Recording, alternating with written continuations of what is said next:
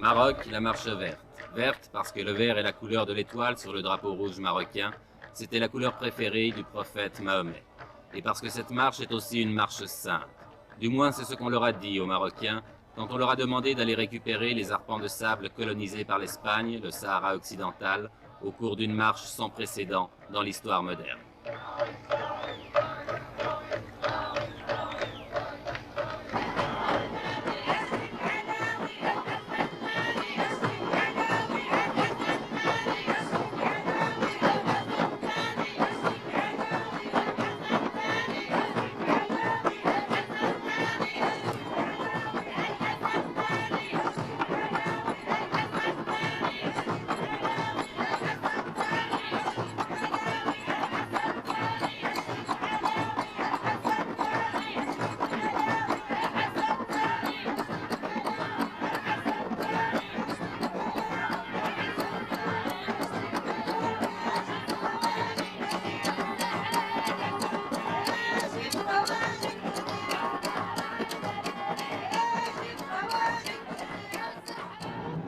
Un homme a eu l'idée de cette marche, à moins que quelqu'un la lui ait suggérée, une idée politiquement géniale, même si on peut la critiquer, et cet homme le voici, il a 46 ans, c'est le roi du Maroc, Hassan II.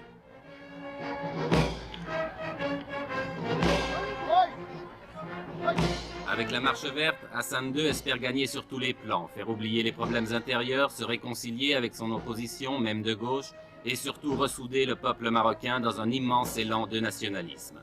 On dit qu'il joue sa couronne dans cette opération et c'est vrai qu'elle n'est pas sans risque. La tension dans cette région du Maghreb est montée dangereusement et justement, le secrétaire général des Nations Unies, M. Kurt Waldheim, était venu ce jour-là pour en discuter avec le roi.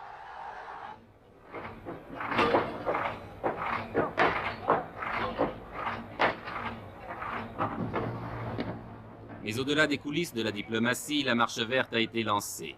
L'armée et la police, l'administration civile contribuent à sa réalisation.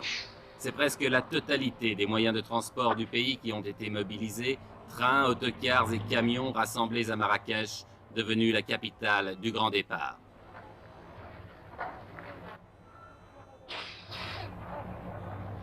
Pourtant, on ne peut s'empêcher de penser que c'est aussi la marche des gueux, la marche des paysans pauvres et illettrés, des chômeurs, des petites gens, de toute cette masse humaine qui obéit docilement à tous les mots d'ordre qui viennent d'en haut.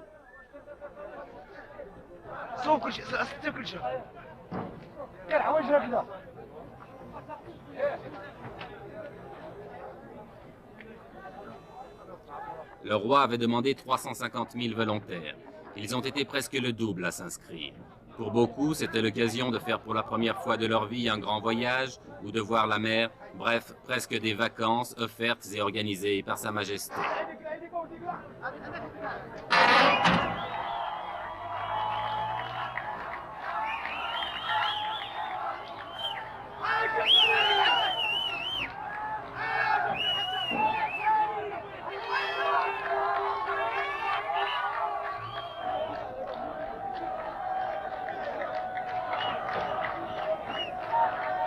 À Marrakech, depuis 15 jours, chaque départ de convoi donne lieu à des scènes de ce genre, et il en part plusieurs chaque jour.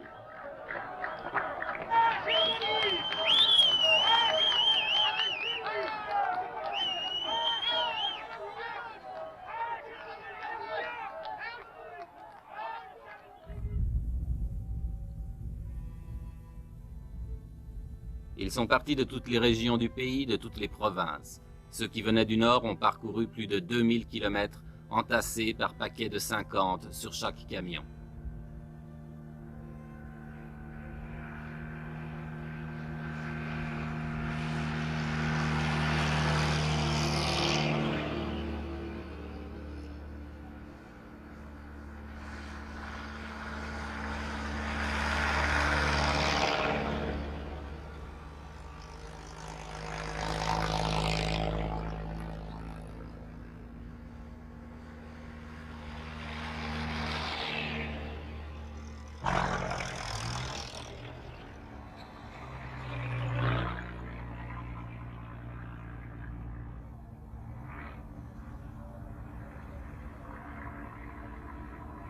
1000, 1500, 2000 kilomètres de soleil et de poussière, de chaleur et de soif, de fatigue.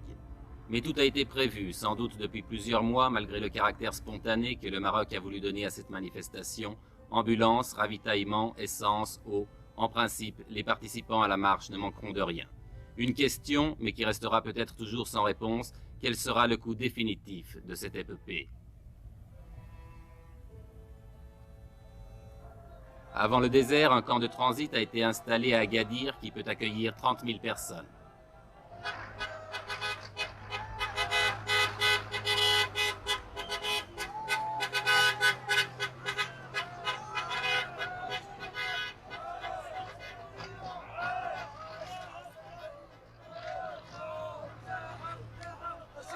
Vous venez d'où? De la province de Taza. C'est à combien de kilomètres d'ici? D'ici à peu près dans les 700 km. 700 à 800. Il y a combien de personnes qui sont venues de cette province? 10 000 personnes. 10 000. 10 000 personnes. Et maintenant, vous allez partir où? On va y aller, Inch'Allah, au Sahara. Au Sahara? Au Sahara. Jusqu'à Terfaya? On dépasse, Inch'Allah, le Tarfaya. Vous allez passer la frontière aussi? Après le discours de Sa Majesté, on va, Inch'Allah, jusqu'à la capitale, Laayoune. Vous allez traverser El Ayoun? Oui. Sahara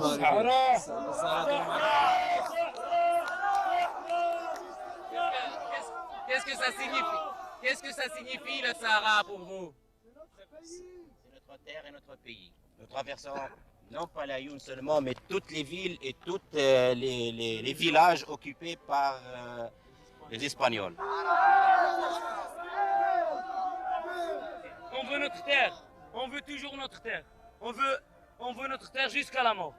Notre terre, c'est toute notre vie.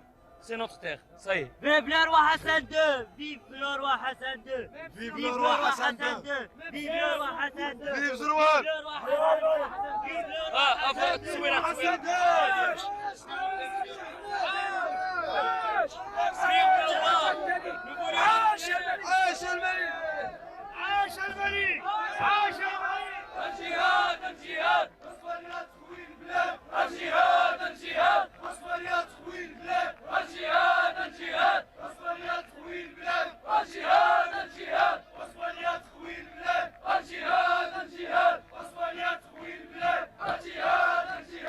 Cela fait plus de 2 semaines maintenant que les premiers convois ont pris la route du sud.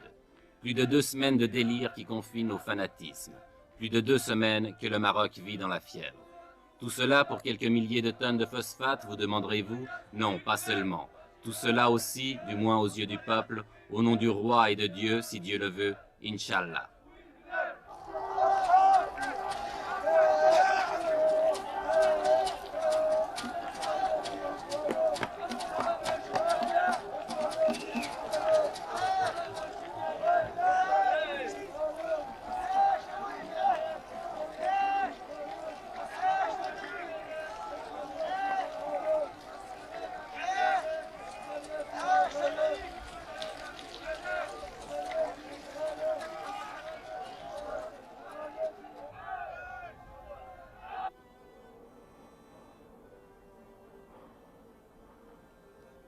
« 350 000 personnes lancées dans le désert, affrontant les vents de sable, reconnaissons que cela ne s'était jamais vu. En deçà des considérations politiques qu'elle peut inspirer, la Marche verte offre le spectacle hallucinant d'une nation jetée dans l'aventure. Folie ou coup de bluff, impérialisme ou nationalisme, je l'ignore. Mais regardez ces images.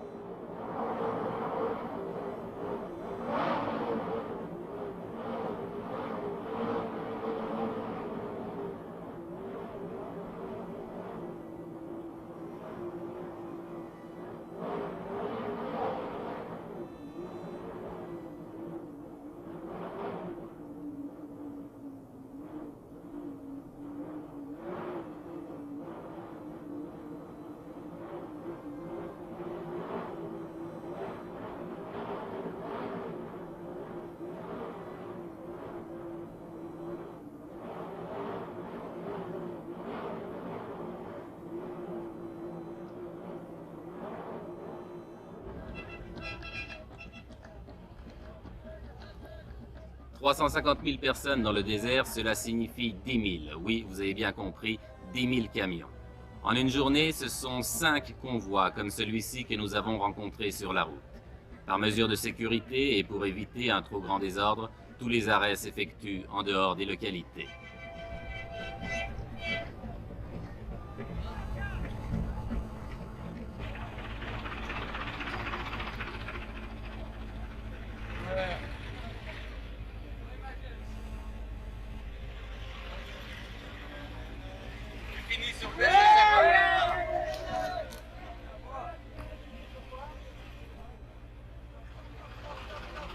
Chaque fois que nous dépassons un convoi, nous retrouvons la même atmosphère, une atmosphère de frénésie.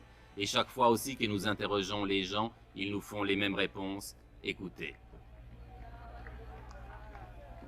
Jusqu'où vous allez? Au Sahara. Sahara? Oui, Sahara. Pourquoi vous ne laissez pas le peuple sahraoui s'autodéterminer, choisir lui-même? Parce que le peuple sahraoui est sous la domination du roi. Eh bien, comme vous dites, c'est... Sahara, c'est à nous. Non. Pour être juste, le Sahara nous appartient. Et les Sahraouis, ce sont des Marocains pour vous? Oui, c'est ça.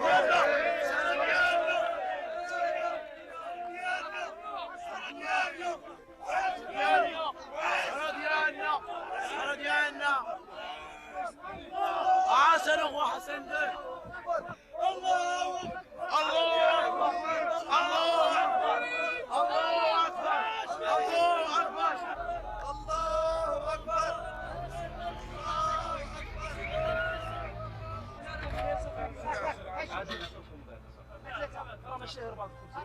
Tout le long du voyage, les vivres sont assurés. On distribue les miches de pain à la lancée, mais en proportion calculée, un pain pour 4 hommes.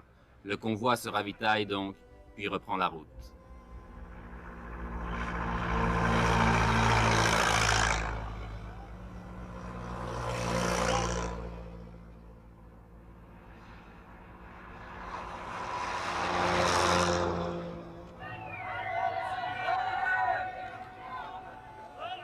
Oui, tout le Maroc vit à l'heure de la marche verte. Oui, c'est devenu une épopée nationale.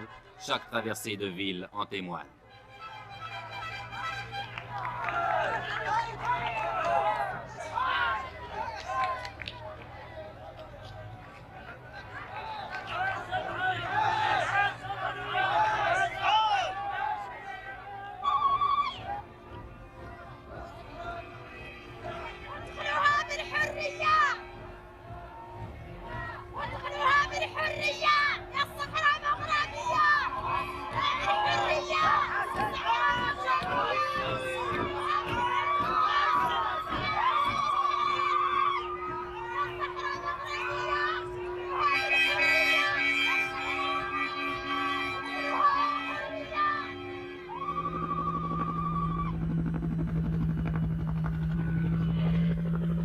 Finalement, c'est l'arrivée à l'extrême sud du Maroc, à côté d'une petite bourgade perdue dans le désert, où avait atterri autrefois l'avion de Saint-Exupéry, Tarfaya.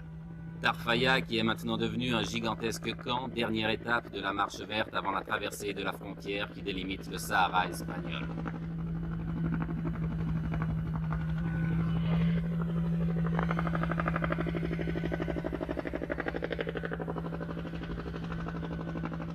Dans ces alignements de tentes et de camions, on s'est installé province par province. Et l'ambiance de ce campement le fait ressembler à un Woodstock du désert.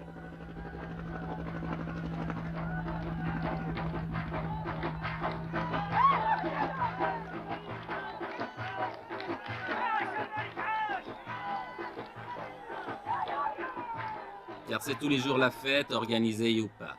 Ici, c'est la fête parce que le Khaïd, le maire de Tarfaya, est venu rendre visite à ses innombrables voisins.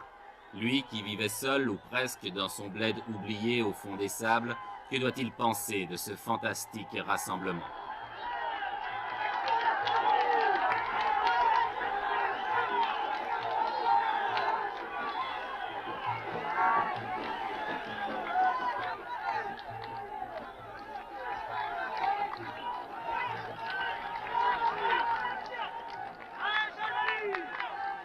Avec une prodigieuse capacité d'adaptation, la foule s'est installée rapidement.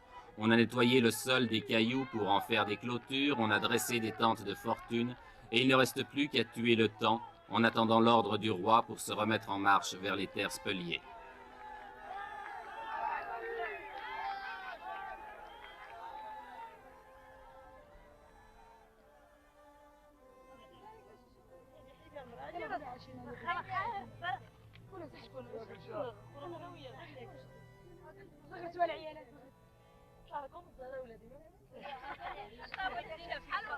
Les vivres sont distribués par les organisateurs, mais comme on n'est jamais si bien servi que par soi-même, on s'est mis à faire la cuisine, à frire les beignets, à faire bouillir le thé de menthe ou même à cuire le pain.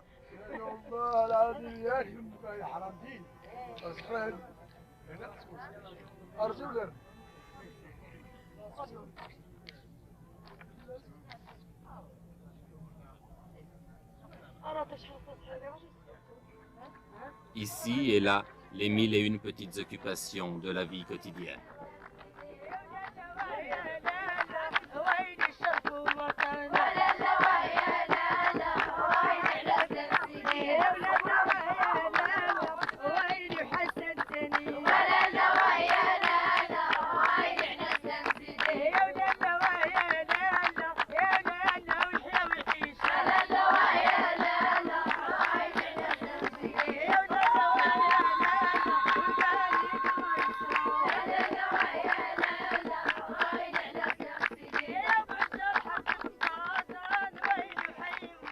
On danse tandis qu'à quelques kilomètres de là, on se prépare peut-être à la guerre. L'Espagne, depuis le week-end dernier, a tout à coup durci sa position et ne semble plus du tout disposée à laisser pénétrer la marche verte sur son territoire. Que va-t-il se passer? Mais qui se pose ici ce genre de questions?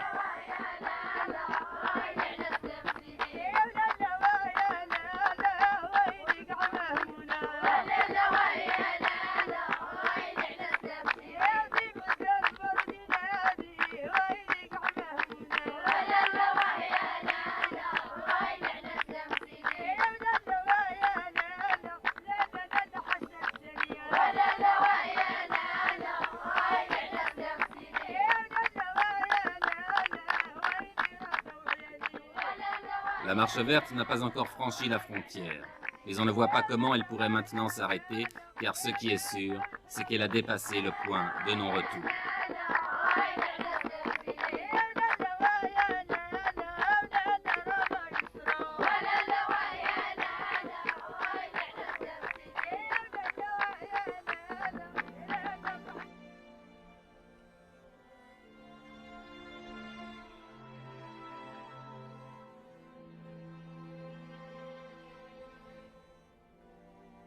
Semble pouvoir arrêter cette armée humaine dont la seule défense est de n'avoir pas d'armes. Certains sont partis pour cette croisade depuis 18 jours et malgré cela, ils ont une force physique étonnante. Il faut presque courir pour les suivre. Comme au premier jour, ils se disent prêts à mourir pour récupérer leur terre.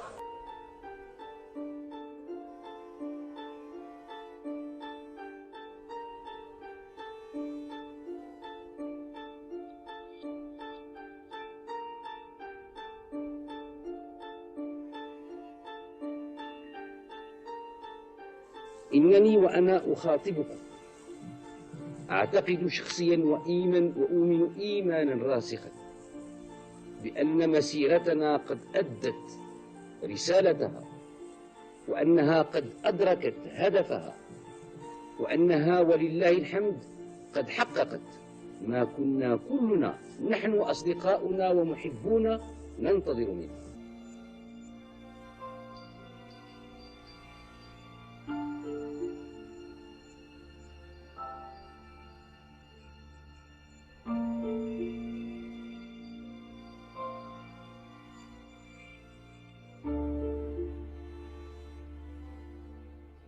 وبذلك يكون كل المتطوعين والمتطوعات قد أخذوا طريقهم إلى مدنهم وقرهم بعدما أدوا هذا الواجب الوطني التاريخي الذي نادى به قائد التحرير وموحد الوطن جلالة الملك الحسن الثاني أيده الله. سيداتي وسادتي، إلى اللقاء في رسالة قادمة، والسلام عليكم ورحمة الله.